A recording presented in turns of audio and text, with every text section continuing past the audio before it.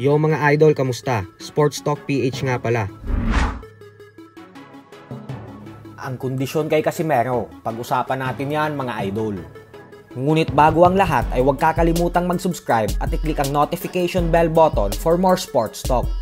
So ayon nga po kay SV ay sa kabila ng lahat ng alitan na nangyari sa pagitan ng angas ng Pinas, General Casimero at ng MP Promotions, na siyang nauwi sa pag-alis ni Casimero sa MP 2 taon na ang nakakalipas, ay bukas pa naman daw ang pinto ng MP Promotions na tanggapin ulit si Casimero kung sakaling magdesisyon ito na bumalik sa kanila.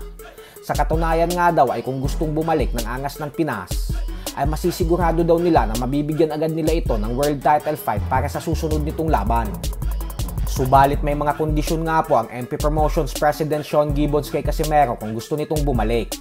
At yun nga daw ay kailangan nitong tanggalin sa kampo niya ang catman na si Stephen Lunas at ang kanyang kapatid na nagsisilbing trainer niya ngayon na si Jason Casimero.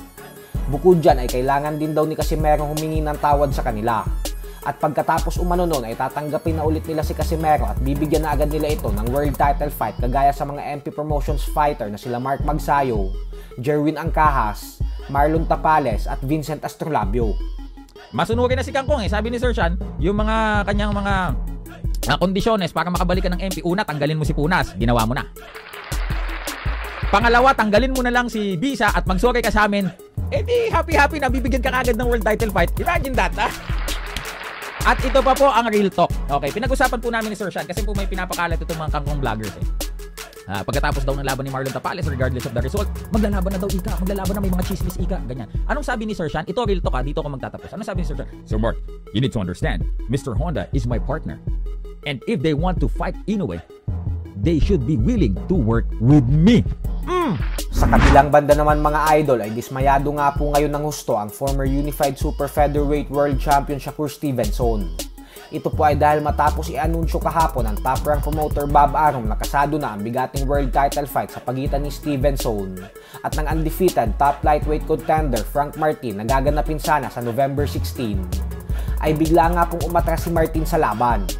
Wala naman pong ibinigay na dahilan si Martin kung bakit siya umatras. Basta ang sinabi lang nito ay ayaw niya na muna umanong lumaban.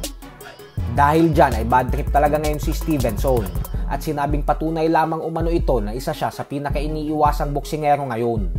Bagay na sinang-ayunan naman ng mga fight fans. Dahil maging si Pitbull Isaac Cruz umano ay pwede naman daw siya nitong labanan pero hindi din daw nito ginagawa. Habang sila Devin Haney, Ryan Garcia at Gervonta Tank Davis ay hindi din binabanggit ang kanyang pangalan. Si Haney naman ay pumayag sanang labanan si Stevenson pero binarat niya ito sa offer kung saan 75% ng kita ay mapupunta sa kanya habang 25% lang ang mapupunta kay Stevenson. Ginawa ito ni Haney upang masigurado na hindi tatanggapin ni Stevenson ang kanyang alok kung saan nagtagumpay naman ang undisputed lightweight world champion sa kanyang plano. Bukod dyan ay nang ipinag-utos naman ng WBC na idepensa ni Haney ang kanyang titulo kay Stevenson sa pamamagitan ng paggawa ng WBC kay Stevenson bilang mandatory challenger niya, ay mas pinili naman po ni Haney na umakyat ng dibisyon upang labanan na lang ang WBC Junior Welterweight World Champion Regis Prograis sa December 9 kesa depensahan ang kanyang titulo kay Stevenson. So hanggang dito na lang po muna tayo mga idol. Sports Talk PH, kakaiba ang laban ng mga Pinoy.